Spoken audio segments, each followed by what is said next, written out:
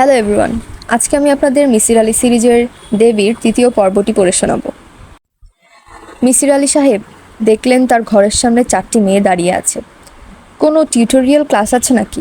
আজ বুধবার, tutorial class থাকার কথা নয়। তবে কে জানে, হয়তো নতুন রুটিন দিয়েছে, তিনি এখনও নোটিশ পাননি। এই তোমাদের কি ব্যাপার?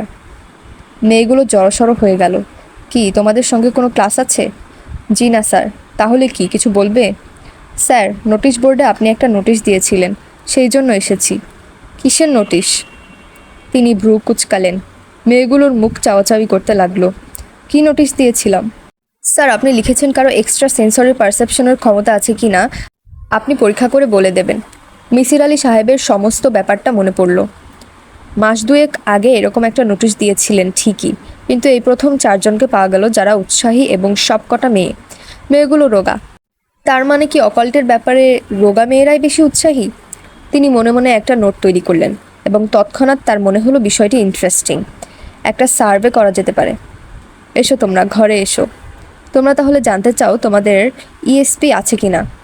মেয়েগুলো কথা বলল না, যেন একটু ভয় পাচ্ছে। মুখ সবারই শুকনো।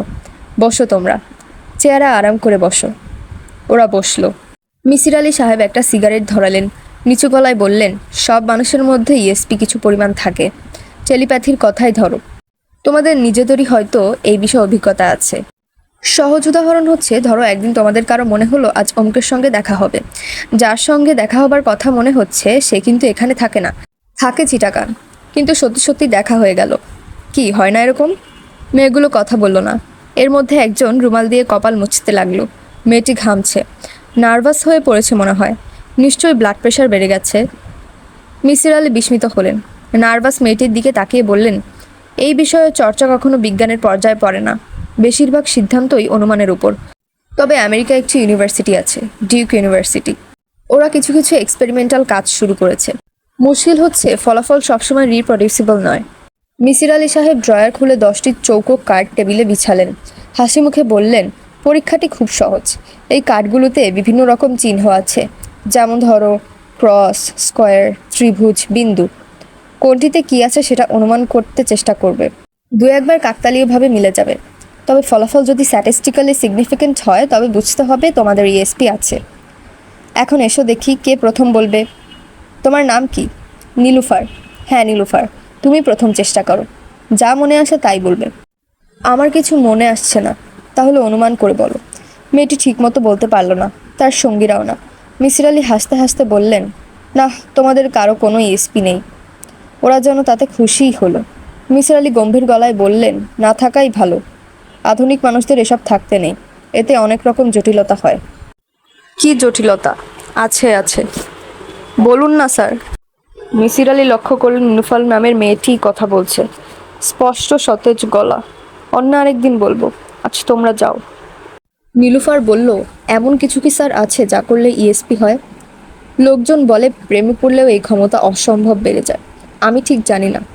তোমরা যদি কেউ কখনো প্রেমে পড়ো তাহলে এসো, পরীক্ষা করে দেখব। কথাটা বলেই মিসির আলি অপ্রস্তুত বোধ করলেন। ছাত্রীদের এটা বলা ঠিক হয়নি। কথাবার্তায় তার আরও সাবধান হওয়া উচিত। এরকম হালকা ভঙ্গিতে কথা বলা ঠিক হচ্ছে না। স্যার, আমরা যাই। আচ্ছা ঠিক আছে, দেখা হবে। মিসির আলি নিচের টিচার্স লাউঞ্জে চা খেতে এলেন। বেলা প্রায় 3টা। লাউঞ্জে লোকজন নেই। প্র্যাকটিক্যাল সায়েন্সের রশিদ সাহেব এক কোনায় বসেছিলেন। তিনি অস্পষ্ট স্বরে ডাকলেন, এই যে মিসির সাহেব, অনেকদিন পর মনে হয় এলেন এদিকে। চা খাবেন? কে যেন বলছিল আপনি নাকি ভূতে ধরা সারাতে পারেন, ঠিক নাকি? জি না, আমি ওঝা নই। রাগ করলেন নাকি? আমি কথার কথা বললাম। না, রাগ করব কেন? আচ্ছা মিসির আলি সাহেব, আপনি ভূত বিশ্বাস করেন? না। রশিদ সাহেব উৎসাহিত হয়ে উঠলেন। আত্মায় বিশ্বাস করেন? না ভাই, আমি একজন নাস্তিক। আত্মা নেই এই জিনিসটা কি প্রমাণ করতে পারবেন? কি কি যুক্তি আছে আপনার হাতে? মিসির আলি একটি দীর্ঘ নিঃশ্বাস ফেললেন। রশিদ সাহেব বললেন, আত্মা যে আছে এর পক্ষে বিজ্ঞানীদের কিছু চমৎকার যুক্তি আছে। থাকলে তো ভালোই। বিজ্ঞানীরা জড়জগৎ বাদ দিয়ে আত্মা নিয়ে উৎসাহী হলে কিন্তু ঝামেলা। রশিদ সাহেব, আমার মাথা ধরেছে। এই নিয়ে আর কথা বলতে চাই না, কিছু মনে করবেন না। মিসির আলি চা না খেয়েই উঠে পড়লেন। তার সত্যি সত্যিই মাথা ধরেছে, প্রচণ্ড ব্যথা, বড় রকমের কোনো অসুখের একটা পূর্ব লক্ষণ। নীলু ইউনিভার্সিটি থেকে ফিরে এসে দেখে তার বিছানার উপর চমৎকার একটি প্যাকেট পড়ে আছে। ব্রাউন কাগজে মোড়া প্যাকেটে গোটা গোটা করে তার নাম লেখা। নীলুর বুক কেঁপে উঠল। বিলুর চোখে পড়েনি তো? বিলুর খুব খারাপ অভ্যাস আছে, অন্যের চিঠি খুলে খুলে পড়বে, হাসাহাসি করবে। নীলু দরজা বন্ধ করেই প্যাকেটটি খুলল। ছোট চিঠি, কিন্তু কি চমৎকার করেই না লেখা। কল্যাণী আসুক, ইচ্ছা করেই তোমাকে আমি কম লিখি। তোমার চিঠি পড়ে পড়ে খুব মায়া জন্মে যায়। এই বয়সে আমার আর মায়া বাড়াতে ইচ্ছা করে না, মায়া বাড়ালেই কষ্ট পেতে হয়। আর একটি সামান্য উপহার পাঠালাম, গ্রহণ করলে খুব খুশি হব। আহমেদ সাপেদ। উপহারটি বড় সুন্দর, নীল রঙের একটি ডায়েরি, অসম্ভব নরম প্লাস্টিকের কভার, যেখানে ছোট্ট একটি শিশুর ছবি। পাতাগুলো হালকা গোলাপি, প্রতিটি পাতায় সুন্দর সুন্দর কিছু লাইনের কবিতা। ডায়েরিটির প্রথম পাতা ইংরেজিতে লেখা, I wish I could be 18 again. S পড়তে গিয়ে কেন জানি নীলুর চোখে জল এলো। একজন সম্পূর্ণ অজানা অচেনা মানুষের জন্য মন কেমন করতে লাগলো। লোকটি দেখতে কেমন কে জানে। সুন্দর নয় নিশ্চয়ই, বয়স্ক মানুষ, হয়তো চুল টুল পেকে গেছে, তাতে কিছু যায় আসে না। মানুষের বয়স হচ্ছে তার মনে। মন যতদিন কাঁচা থাকে ততদিন মানুষের বয়স বাড়ে না।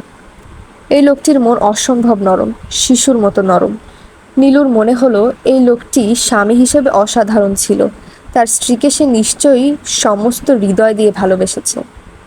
নীলু রাতের বেলা দরজা বন্ধ করে দীর্ঘ একটা চিঠি লিখল। আপনি এমন কেন? নিজের কথা তো কিছুই লেখেননি, অথচ আমি আমার সমস্ত কথা লিখে বসে আছি।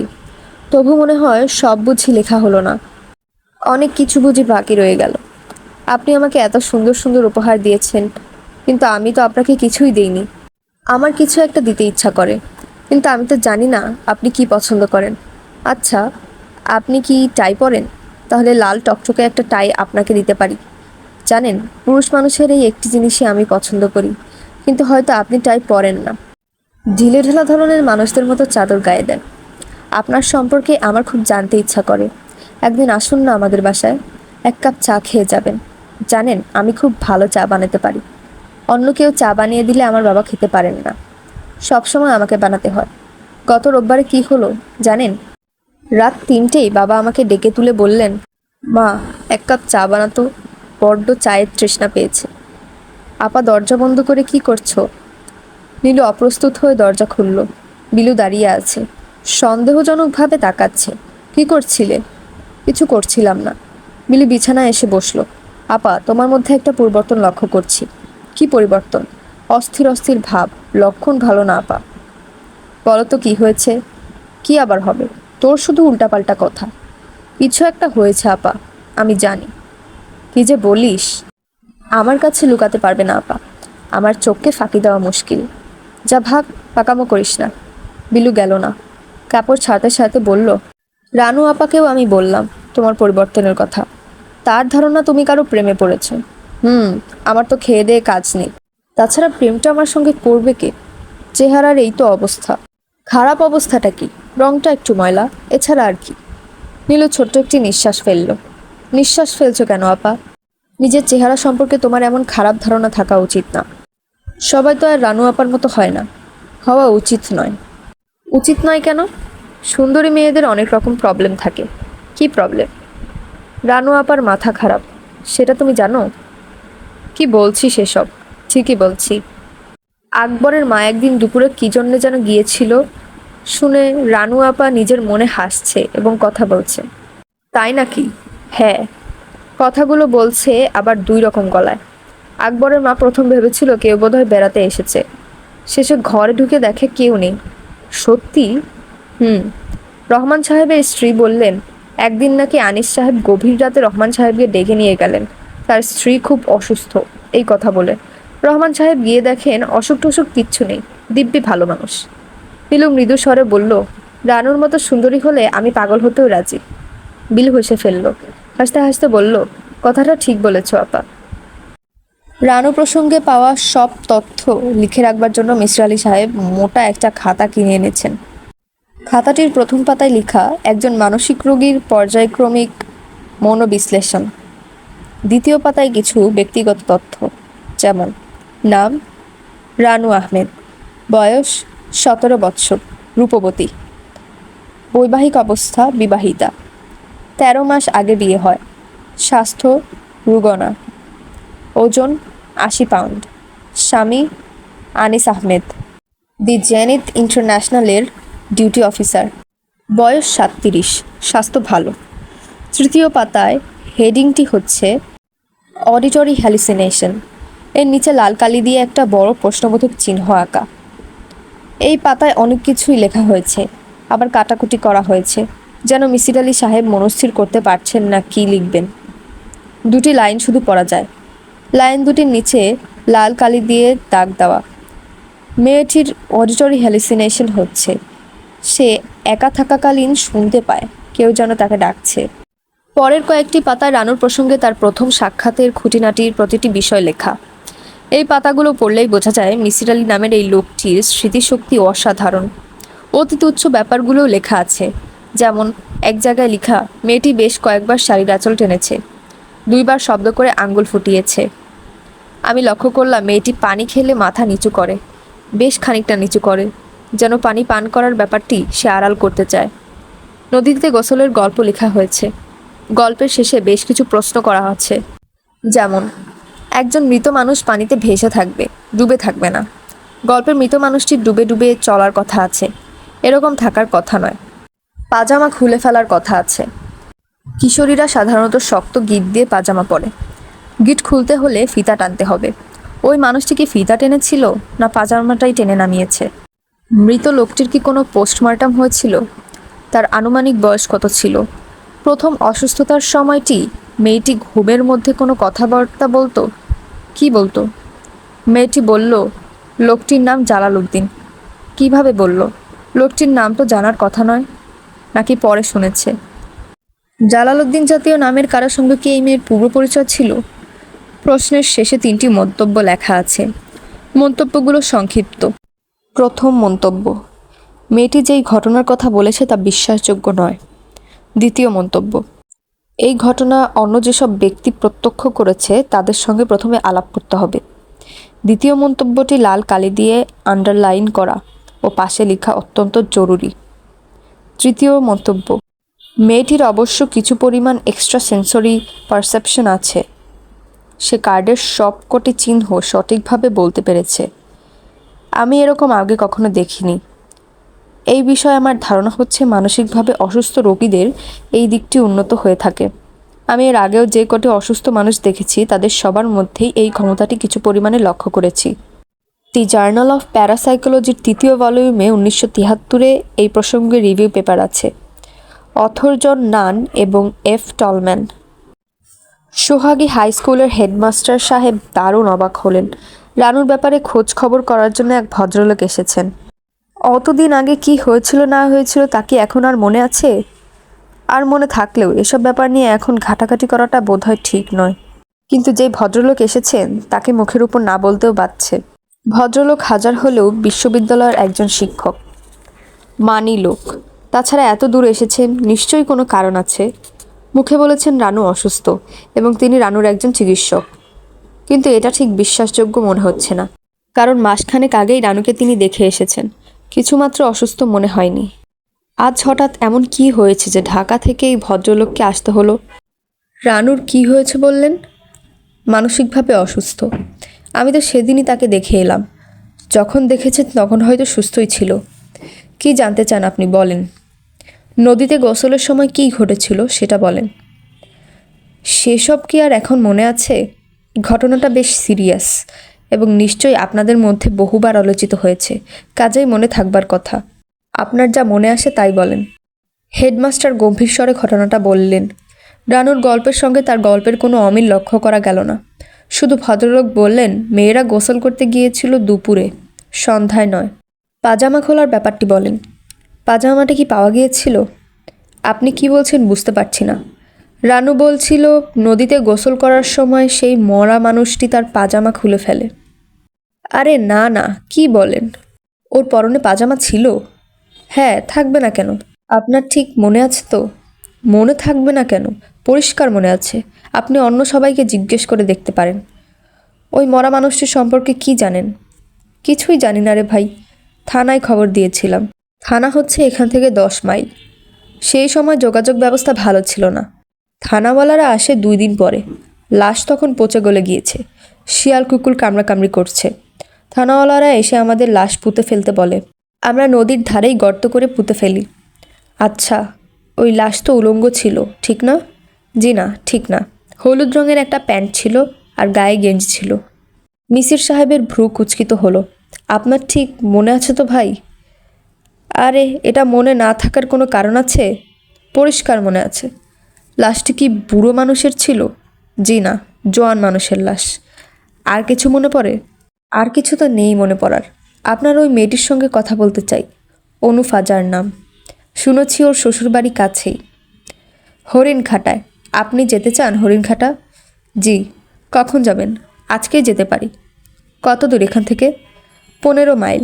বেবি ট্যাক্সি করে যেতে পারেন। রাতে ফিরে আসতে পারবো? তা পারবেন। বেশ, তাহলে আপনি আমাকে ঠিকানা দিন। দেব। বাড়িতে চলেন, খাওয়া দাওয়া করেন। আমি হোটেল থেকে খেয়ে দিয়ে এসেছি। তা কি হয়, অতিথি মানুষ। আসুন আসুন। ভদ্রলোক বাড়িতে নিয়ে গেলেন ঠিকই, কিন্তু বড়ই গম্ভীর হয়ে রইলেন। মাথার উপর হঠাৎ এসে পড়া উপদ্রবে তাকে যথেষ্ট বিরক্ত মনে হলো। ভালো করে কোনো কথাই বললেন না। অকারণে বাড়ির একজন কামলার উপর প্রচণ্ড হম্বিতম্বি শুরু করলেন। কিন্তু অনুফার বাড়িতে সম্পূর্ণ ভিন্ন ব্যাপার ঘটল। মেয়েটি আদর যত্নের একটি মেলা বাঁধিয়ে ফেলল। মিসির আলি অবাক হয়ে দেখলেন মেয়েটির স্বামী সন্ধ্যাবেলাতেই জাল নিয়ে পুকুরে নেমে গেছে। অনুফা পরিচিত মানুষদের মতো আদরে গলায় বলল, রাতে ফিরবেন কি কাল সকালে যাবেন? লোকজন মিসির আলিকে দেখতে এলো। এরা বেশ সম্পূর্ণ গৃহস্থ। মেয়েটিও মনে হয় বেশ ক্ষমতা নিয়ে আছে। সবাই তার কথা শুনছে। ঘণ্টাখানেকের মধ্যে তাকে গোসলের জন্য গরম পানি দেওয়া হলো। একটা বাটিতে নতুন একটা গায়ে মাখার সাবান। মোড়কটি পর্যন্ত ছেঁড়া হয়নি। বাংলা ঘরের নতুন চাদর বিছিয়ে বিছানা করা হলো। মেয়েটির বৃদ্ধ শ্বশুর একটি ফর্সি হক্কাও এনে দিলেন। বারবার বলতে লাগলেন, খবর না দিয়ে আসার জন্য ঠিকমতো খাতির যত্ন করতে না পেরে তিনি বড়ই শর্মিন্দা। তবে যদি কালকের দিনটা থাকতেন তবে তিনি হরিণঘাটার বিখ্যাত মাগুর মাছ খাওয়াবেন। খাওয়াতে না পারলে তিনি বাপের বেটা না, ইত্যাদি ইত্যাদি। মিসির আলি বিস্ময়ের সীমা রইল না। তিনি সত্যি সত্যিই একদিন থেকে গেলেন। মিসির আলি সাহেব এরকম কখনো করেন না। রানু মৃদু স্বরে বলল, ভেতরে আসবো? এসো রানু, এসো। গল্প করতে এলাম। খুব ভালো করেছ। নীলু উঠে গিয়ে রানুর হাত ধরল। রানু বলল, তুমি কাঁদছিলে নাকি, চোখ ভেজা? নীলু কিছু বলল না। রানু বলল, এত কিসের দুঃখ তোমার যে দুপুরবেলায় কাঁদতে হয়? তোমার বুঝি কোনো দুঃখ টুক্ষ নেই? হুম, আমি খুব সুখী। রানু হাসতে লাগলো। নীলু হঠাৎ গম্ভীর হয়ে বলল, তুমি বলেছিলে খুব একটা অদ্ভুত কথা আমাকে বলবে। বলেছিলাম নাকি? হ্যাঁ, আজ সেটা বলতে হবে। তারপর আমি আমার একটা অদ্ভুত কথা বলবো। রানু হাসতে লাগলো। হাসছো কেন রানী? তোমার অদ্ভুত কথাটা আমি জানি, এই জন্য হাসছি। কি আবোল তাবোল বলছো, তুমি জানবে কি? জানি কিন্তু। নীলু গম্ভীর হয়ে বলল, জানলে বলো তো। তোমার একজন প্রিয় মানুষ তোমার সঙ্গে দেখা করতে রাজি হয়েছে, ঠিক না? নীলু দীর্ঘ সময় কোনো কথাবার্তা বলল না। রানু বলল, কি ভাই, বলতে পারলাম তো? হ্যাঁ, পেরেছ। ও কি বাসায় আসবে? বলবো তোমাকে।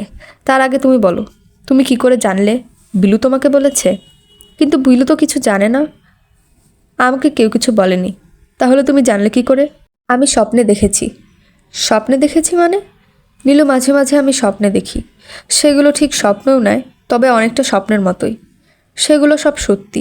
গত রাতে স্বপ্ন দেখলাম তুমি একটা চিঠি পেয়ে খুব খুশি।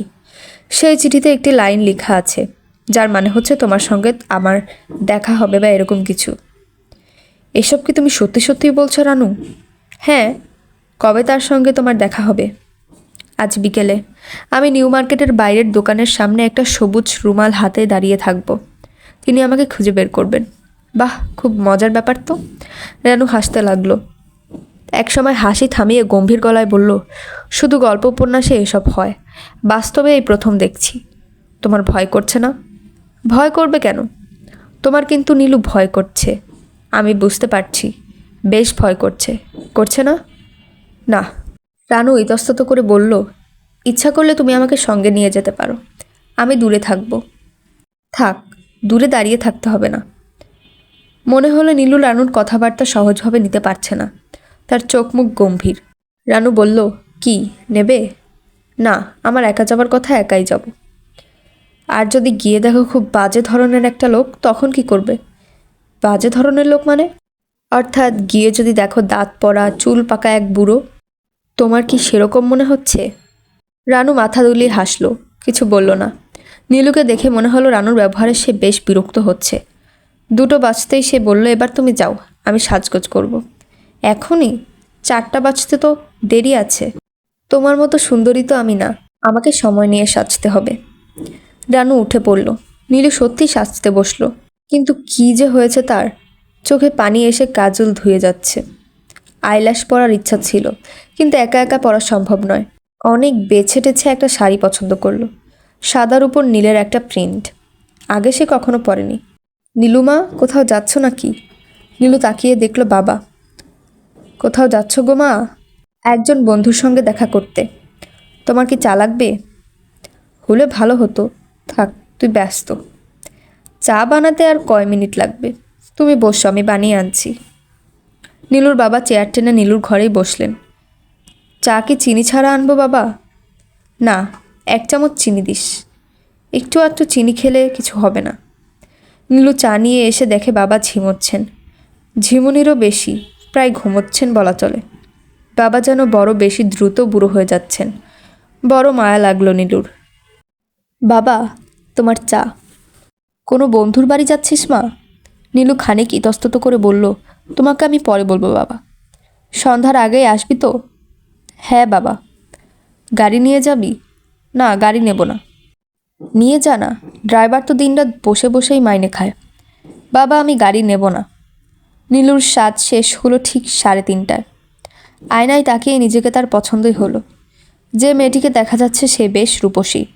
তার মায়াকারা দুটি চমৎকার চোখ আছে, কিশোরীদের মতো ছোট একটি চিবুক। ভালোই তো। এরকম একটি মেয়েকে পুরুষটা কি ভালোবাসে না? নাকের কাছে মুক্তার মতো কিছু ঘামের বিন্দু। নীলু তার সবুজ রুমাল দিয়ে সাবধানে ঘাম মুছে ফেলল। তারপর উঠে এলো 3 তলায়। রানু, রানু। রানু যেন তৈরি হয়েই ছিল। সে বেরিয়ে এলো সঙ্গে সঙ্গে। তুমি যাবে বলেছিলে আমার সঙ্গে, চলো চলো। রানু তালা লাগালো। নীলু মৃদু স্বরে বলল, তুমি জানতে আমি আসবো? হ্যাঁ, জানতাম। সন্ধ্যা পর্যন্ত তারা অপেক্ষা করলো, কারো দেখা পাওয়া গেল না। এক সময় নীলু বলল, এখন চলে যেতে চাও রানু? আরও কিছুক্ষণ দাঁড়িয়ে থাকি। তোমার তো এখনও যেতে ইচ্ছা করছে না। এক জায়গায় দাঁড়িয়ে না থেকে চলো হাঁটি। তারা বেশ কয়েকবার নিউ মার্কেট চক্কর দিয়ে ফেলল। কেউ এগিয়ে এসে বলল না, তোমাদের মধ্যে নীলুকে? রানু, তোমার কি হাঁটতে টায়ার্ড লাগছে? না। রানু, তুমি তো অনেক কিছুই বুঝতে পারো, তাই না? মাঝে মাঝে পারি। লোকটি এসেছে কি না বুঝতে পারছো না? না নীলু, পারছি না। আমি সব সময় পারি না। রানু লক্ষ্য করল নীলুর চোখ দিয়ে জল গড়িয়ে পড়ছে। সে তার সবুজ রুমাল দিয়ে চোখ চেপে ধরল। রানু গাড়ে স্বরে বলল, কাঁদে না নীলু। কান্না এলে কি করব? মনটা শক্ত করো ভাই, পৃথিবীটা খুব ভালো জায়গা নয়। লোকজন তাকাচ্ছে ওদের দিকে। রানু নীলুর হাত ধরে বাইরে নিয়ে এলো। বেশ অস্বস্তিকর অবস্থা। তার প্রায় 4 দিন পর নীলু একটি চিঠি পেল। প্রিয় নীলু, ওই দিন তোমাকে দেখলাম। তুমি তো ভারী মিথ্যুক। কেন বললে তুমি দেখতে সুন্দর নও? তোমাকে বর্ষার জল ভারে নত আকাশের মতো লাগছিল। আমি ছুটে যেতে চেয়েছিলাম, কিন্তু তোমার বান্ধবীকে দেখে থমকে দাঁড়িয়েছি। কথা ছিল একা আসবে, তাই নয় কি? শুধু আমরা 2 জন থাকব। আমাকে দেখে যদি তোমার কথা বলতে ইচ্ছা করে, তাহলে কোনো একটি রেস্টুরেন্টে বসেই 2 জন চা খেতে খেতে গল্প করব। আর যদি তোমার আমাকে পছন্দ না হয়, তাহলে তুমি তোমার সবুজ রুমালটি তোমার হ্যান্ডব্যাগে লুকিয়ে ফেলবে। তোমাকে কিছুই বলতে হবে না। আমি মন খারাপ করব ঠিকই, কিন্তু বিদায় নেব হাসি মুখে। এবং আর কোনো দিনই তুমি আমাকে দেখবে না। তবে নীলু, আমার কেন জানি মনে হচ্ছে আমাকে তুমি অপছন্দ করবে না। এরকম মনে করবার কোনো কারণ নেই, তবু মনে হচ্ছে। খুব সম্ভব উইশফুল থিঙ্কিং। নামে নীলু চিঠিটি সমস্ত দিনে প্রায় 100 বার পড়ল, এবং প্রতিবারই তার কাছে নতুন মনে হলো। রাতে সে অদ্ভুত সুন্দর একটি স্বপ্ন দেখল, যেন পুরনো আমলের একটি পালতোলা জাহাজে সে বসে আছে। জাহাজের পালটি গাঢ় সবুজ রঙের। প্রচণ্ড বাতাস দিচ্ছে। বাতাসে জাহাজ ছুটে চলেছে বিদ্যুৎ গতিতে। নীলুর একটু ভয় ভয় লাগছে, কারণ জাহাজে আর কাউকে দেখা যাচ্ছে না। নীলু একসময় বলল, আমার ভয় লাগছে এই জাহাজে। আর কেউ কি আছে? সঙ্গে সঙ্গে একটি ভারী পুরুষালী গলা শোনা গেল, ভয় নেই নীলু, আমি আছি। স্বপ্ন এত সুন্দর হয়। নীলুর ঘুম ভেঙে গেল। বাকি রাত সে আর ঘুমোতে পারল না। বালিশে মুখ গুজে ফুপিয়ে ফুপিয়ে কাঁদতে লাগলো। বিলু জেগে উঠে বলল, কি হয়েছে রে আপা? নীলু ভেজা গলায় বলল, পেট ব্যথা করছে, এখন একটু কম, তুই ঘুমো। অনুফার কাছ থেকে নতুন কিছু জানা গেল না। সেও খুব জোর দিয়ে বলল, রানুর পরনে পাজামা ছিল এবং মৃত লোকটির পরনেও কাপড় ছিল। আপনি লোকটিকে দেখেছেন? হ্যাঁ। কিন্তু আপনি করে বলছেন কেন? মুরব্বী মানুষ আপনি। আমি আপনার মেয়ের বয়সী। লোকটিকে কেমন দেখলে বলো তো? চাচা, আমার কিছু মনে নেই। সেই সময় আমি ঘোরের মধ্যে ছিলাম। পরদিন আমার বিয়ে। হ্যাঁ, তা আমি জানি। লোকটিকে নদীর পাড়ে পুঁতে রাখা হয়, তাই না? জি। তারপর অনেক দিন কেউ ওইদিকে যেত না। সবাই বলাবলি করতো রাতে কি জানি দেখতে পায়। কি দেখতে পায়? ছায়া ছায়া কি নাকি দেখে। তবে ওইসব সত্য না চাচা, সব মন গড়া। তাই নাকি? জি, ভূতপ্রেত বলে কিছু নেই। মিসির আলি বড়ই অবাক হলেন। গ্রামের কোনো মেয়ে এইভাবে চিন্তা করে না। এতটা মুক্ত চিন্তা তাদের থাকার কথা নয়। মিসির আলি বললেন, তুমি পড়াশোনা কতদূর করেছো? চাচা, আমি আয়ে পড়ার সময় আমার বিয়ে হয়। তারপর আর পড়াশোনা হয়নি। গ্রামে বিয়ে হয়েছে তো। পড়াশোনা করার আমার খুব শখ ছিল। মানুষের সব শখ মেটা উচিত না, একটা কোনো ডিস্যাটিসফ্যাকশন থাকা দরকার। কেন? তাহলে বেঁচে থাকতে ইচ্ছা করে। সব শখ মিটে গেলে বেঁচে থাকার প্রেরণা নষ্ট হয়ে যায়। যেসব মানুষের শখ মিটে গেছে তারা খুব অসুখী মানুষ। অনুফা চুপ করে রইল। মিসির আলি মৃদু স্বরে বললেন, এবার রানুর কথা বলো। কি কথা জানতে চান? সব কথা। ও খুব অদ্ভুত মেয়ে। ও মানুষের ভবিষ্যৎ বলতে পারে। কিভাবে বলে তা জানি না, তবে বলতে পারে। একবার কি হয়েছে শোনেন। আমি আরও গল্প করছি। সে হঠাৎ গল্প থামিয়ে বলল, কিছুক্ষণের মধ্যেই আমাদের বাড়িতে শ্রীপুরের খালারা বেড়াতে আসবেন। আর সত্যি সত্যি এরা এলেন। এটা তো এমনিতেও হতে পারে, মানুষ বেড়াতে আসে না। তা আসে, কিন্তু শ্রীপুরের খালারা 5 বছর পর প্রথম এসেছিলেন। তাদের সঙ্গে আমাদের কি একটা ঝগড়া চলছিল। ও তাই নাকি? জি। আরেকটা গল্প বলি শোনেন। তখন আমি ম্যাট্রিক পরীক্ষা দিয়ে রানুদের বাড়িতে গিয়েছি। না, এটা আপনাকে বলা যাবে না। বলা যাবে না কেন? গল্পটা ভালো না। থাক, তাহলে অন্য গল্প বলো। অনুফার স্বামীকেও মিসির আলি সাহেবের বেশ লাগলো। গোয়ার গোবিন্দ ধরনের লোক, স্ত্রীর খুব অনুগত। সে মিসির আলিকে নিয়ে প্রচুর ঘুরল। লোকটির যথেষ্ট প্রভাব প্রতিপত্তিও দেখা গেল। মধুপুরে থানার ওসি সাহেব ওর কথাতেই পুরনো ফাইলপত্র ঘেঁটে দেখলেন যে একটি লাশ পাওয়ার খবরে এফআইআর করা হয়েছিল। তখন ওসি ছিলেন বজ্রগোপাল হালদার। তার নোটে লেখা, একটি কলেরায় মৃত মানুষের লাশ, 30 বা 35, মধুপুরের নিমশাসা গ্রামে পাওয়া যায়। লাশটির পচন ধরিয়া গিয়াছিল। প্রাথমিক পরীক্ষার পর আমি লাশটিকে পুঁতিয়া ফেলিবার নির্দেশ দেই। লাশটির কোনো পরিচয় জানা যায় নাই। মিসির আলি বললেন, কলেরায় মৃত, এটা বোঝা গেল কি করে? ওসি সাহেব বিরক্ত হয়ে বললেন, সেটা আমি কি করে বলবো? রিপোর্ট তো আমার লেখা না। বজ্রগোপাল বাবুকে জিজ্ঞেস করেন, তিনি জানবেন। তাকে কোথায় পাওয়া যাবে? পুলিশ ডাইরেক্ট রেটে খোঁজ করেন। তবে এইসব খোঁজাখুঁজির কোনো অর্থ নেই। 10 বছর আগের ঘটনা মনে করে বসে আছেন নাকি? পুলিশকে আপনারা কি মনে করেন বলুন তো? ঘটনাটা অস্বাভাবিক, সেজন্যই হয়তো তার মনে থাকবে। একটা ডেড বডি পাওয়া গেছে পানিতে, এর মধ্যে আপনি অস্বাভাবিক কি দেখলেন? বাংলাদেশে প্রতিদিন কয়টা ডেড বডি পাওয়া যায় জানেন? জি না, জানি না। পুলিশের লাইনে ডেড বডি পাওয়াটা খুব স্বাভাবিক ঘটনা, বুঝলেন? মিসির আলি মধুপুরে আরও একদিন থাকলেন। দেখে এলেন যে জায়গায় লোকটি পোতা হয়েছিল সেই জায়গা দেখার মতো কিছু নয়, ঘন কাটাবন হয়েছে। যার মানে হচ্ছে এই জায়গাটিকে বেশ কিছুদিন লোকজন ভয়ের চোখেই দেখেছেন। হাঁটা চলা বন্ধ করে দিয়েছে নিশ্চয়ই। মিসির আলি অনেকের সঙ্গেই কথা বললেন, যদি নতুন কিছু পাওয়া যায়, নতুন কোনো তথ্য যা কাজে লাগবে। কিন্তু কিছুই জানা গেল না। 10 বছর দীর্ঘ সময়। এই সময় মানুষ অনেক কিছুই ভুলে যায়। মধুপুর থেকে তিনি গেলেন রানুদের আদি বাড়িতে। সেখানে যাওয়ার একটি উদ্দেশ্য, খুঁজে দেখা জালাল উদ্দিন নামের কাউকে পাওয়া যায় কিনা। এই লোকটিকে পাওয়া খুবই প্রয়োজন। আনিস লক্ষ্য করল রানু ইদানিং বেশ স্বাভাবিক। এর প্রধান কারণ বোধহয় বাড়িওয়ালার দুটি মেয়ে, ওদের সঙ্গে সে বেশ মিলেমিশে আছে। গল্পের বই আনছে, ভালো মন্দ কিছু রান্না হলেই আগ্রহ নিয়ে নিচে যাচ্ছে। বাড়িওয়ালাদের সঙ্গে বেশ মেলামেশা আনিসের পছন্দ নয়। বাড়িওয়ালাদের সে সবসময় শত্রুপক্ষে বলেই মনে করে।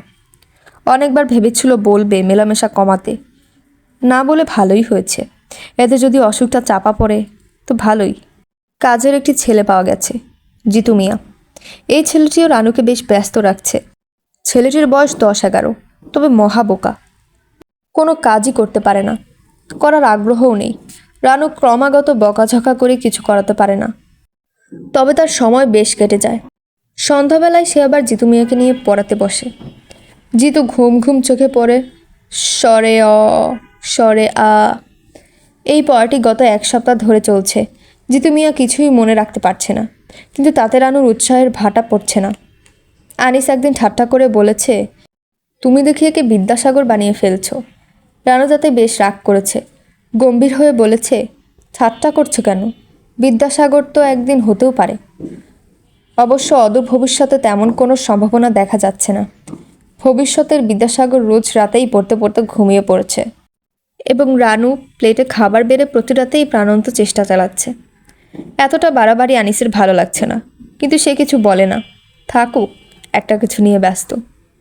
এর মধ্যে একদিন আনিস গিয়েছিল মিসির আলি সাহেবের কাছে। ভদ্রলোক বেশ কিছুদিন ঢাকায় ছিলেন না, সবে ফিরেছেন।